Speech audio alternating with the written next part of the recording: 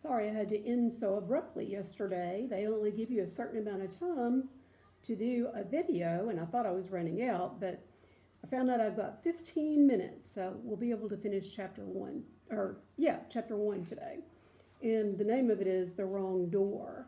And if you remember, Diggory and Polly are upstairs in the little attic space that she's kind of converted into what she calls her smuggler's cave. Diggory quite liked the cave. She wouldn't let him see her story, but he was more interested in exploring.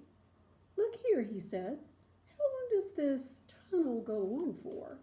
I mean, does it stop where your house ends?" "No," said Polly. "The walls don't go out to the roof. It goes on. I don't know how far." "Then we could get the length of the whole row of houses." "So we could," said Polly. "And oh, I say." "What?" "We could get into other houses."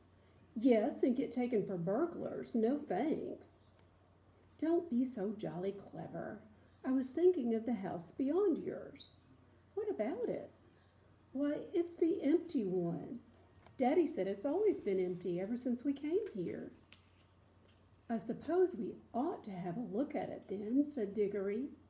He was a good deal more excited than you'd have thought from the way he spoke, for of course he was thinking, just as you would have been, of all the reasons why the house might have been empty so long. So was Polly. Neither of them said the word haunted, and both felt that once the thing had been suggested, it would be feeble not to do it. "Shall we go and try it now?" said Diggory. "All right," said Polly. "Don't if you'd rather not," said Diggory. "I'm game if you are," she said. "So how are we to know when we're in the next house but one?" They decided they would have to go out into the box room and walk across it, taking steps as long as the steps from one rafter to the next. That would give them an idea of how many rafters went to a room. Then they would allow about 4 more for the passage between the 2 attics in Polly's house, and then the same number for the maid's bedroom as for the box room. That would give them the length of the house. When they had done that distance twice, they would be at the end of Diggory's house. Any door they came to after that would let them into an attic of the empty house. "But I don't expect it's really empty at all," said Diggory. "What do you expect?" "I expect someone lives there in secret, only coming in and out at night with a dark lantern." "We shall probably discover a gang of desperate criminals and get a reward. It's all rot to say a house would be empty all those years, unless there was some mystery."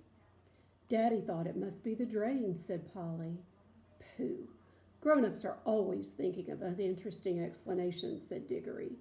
Now that they were talking by daylight in the attic instead of by candlelight in the smuggler's cave, it seemed much less likely that the empty house would be haunted.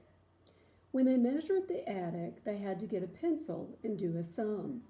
They both got different answers at first, and even when they agreed, I am not sure they got it right.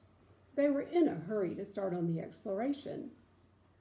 "We mustn't make a sound," said Polly, as they climbed in again behind the cistern. Because it was such an important occasion, they took a candle each. Polly had a good store of those in her cave. It was very dark and dusty and drafty, and they stepped from rafter to rafter without a word, except when they whispered to one another, "We're opposite your attic now," or "This must be halfway through our house." And neither of them stumbled, and the candles didn't go out. And at last they came where they could see a little door in the brick wall on their right. There was no bolt or handle on this side of it, of course, for the door had been made for getting in, not getting out. But there was a catch, as there often is on the inside of a cupboard door, which they felt sure they would be able to turn. "Shall I?" said Diggory. "I'm game if you are," said Polly, just as she had said before. Both felt that it was becoming very serious, but neither would draw back. Diggory pushed round the catch with some difficulty. The door swung open, and the sudden daylight made them blink.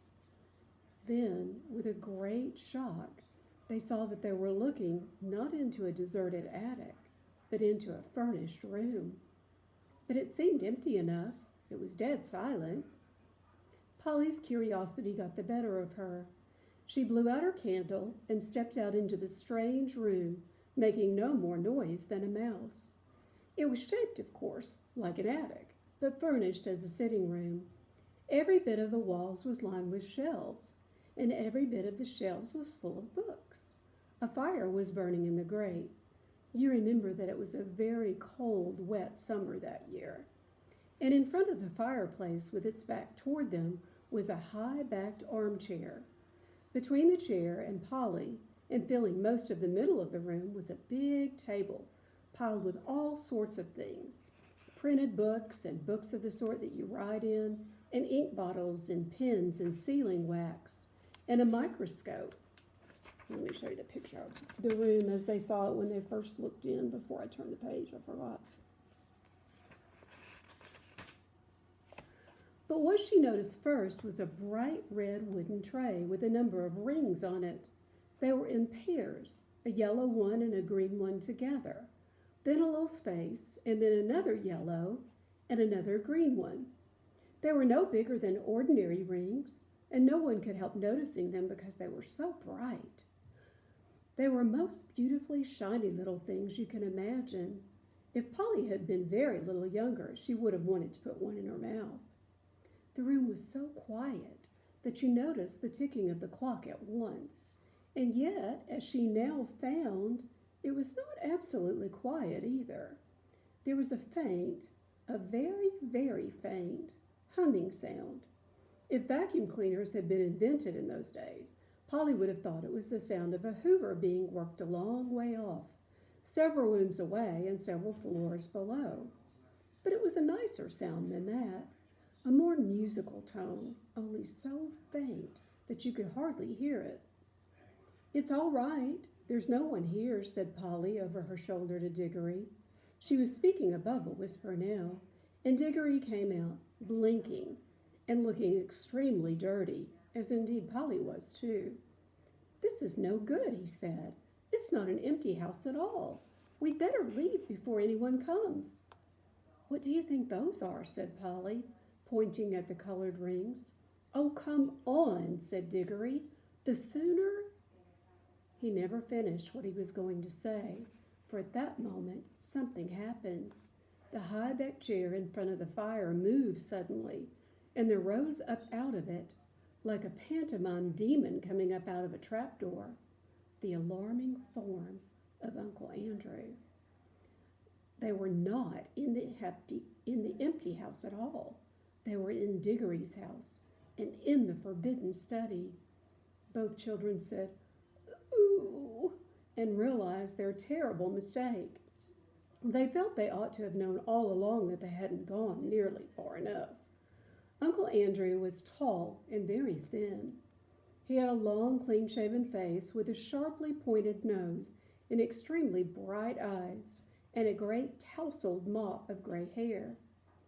Diggory was quite speechless, for Uncle Andrew looked 1,000 times more alarming than he had ever looked before. Polly was not so frightened yet, but she soon was. For the very first thing Uncle Andrew did was to walk across to the door of the room, shut it, and turn the key in the lock. Then he turned around, fixed the children with his bright eyes, and smiled, showing all his teeth. "There," he said, "now my fool of a sister can't get at you." It was dreadfully unlike anything a grown-up would be expected to do. Polly's heart came into her mouth, and she and Diggory started backing toward the little door they had come in by. Uncle Andrew was too quick for them. He got behind them and shut that door too and stood in front of it. Then he rubbed his hands together and made his knuckles crack. He had very long, beautiful white fingers. "I am delighted to see you," he said. "Two children are just what I wanted." "Please, Mr. Ketterly," said Polly, "it's nearly my dinner time, and I've got to go home. Will you let us out, please?" "Not just yet," said Uncle Andrew. "This is too good an opportunity to miss. I wanted two children. You see, I'm in the middle of a great experiment. I've tried it on a guinea pig and it seemed to work, but then a guinea pig can't tell you anything, and you can't explain to it how to come back. Look here, Uncle Andrew, said Diggory, it really is dinner time, and they'll be looking for us in a moment. You must let us out. Must? Said Uncle Andrew. Diggory and Polly glanced at one another. They dared not say anything, but the glances meant, isn't this dreadful? And we must humor him. If you let us go for our dinner now, said Polly, we could come back after dinner. Ah, but how do I know that you would? Said Uncle Andrew with a cunning smile. Then he seemed to change his mind. Well, well, he said, if you really must go, I suppose you must. I can't expect two youngsters like you to find it much fun talking to an old buffer like me. He sighed and went on. You've no idea how lonely I sometimes am. But no matter. Go to your dinner. But I must give you a present before you go. It's not every day that I see a little girl in my dingy old study, especially, if I may say so, such a very attractive young lady as yourself. Polly began to think he might not really be mad after all. Wouldn't you like a ring, my dear? Said Uncle Andrew to Polly. Do you mean one of those yellow or green ones? Said Polly. How lovely. Not a green one, said Uncle Andrew. I'm afraid I can't give the green ones away, but I'd be delighted to give you any of the yellow ones with my love. Come and try one on. Polly had now quite got over her fright and felt sure that the old gentleman was not mad, and there was certainly something strangely attractive about those bright rings. She moved over to the tray. Why, I declare, she said, that humming noise gets louder here. It's almost as if the rings were making it. What a funny fancy, my dear, said Uncle Andrew with a laugh. It sounded like a very natural laugh, but Diggory had seen an eager, almost greedy look on his face. Polly, don't be a fool, he shouted. Don't touch them. It was too late. Exactly as he spoke, Polly's hand went out to touch one of the rings, and immediately, without a flash or a noise or a warning of any sort, there was no Polly. Diggory and his uncle were alone in the room. And of course, that's the end of the chapter. Talk to you next time. Love you.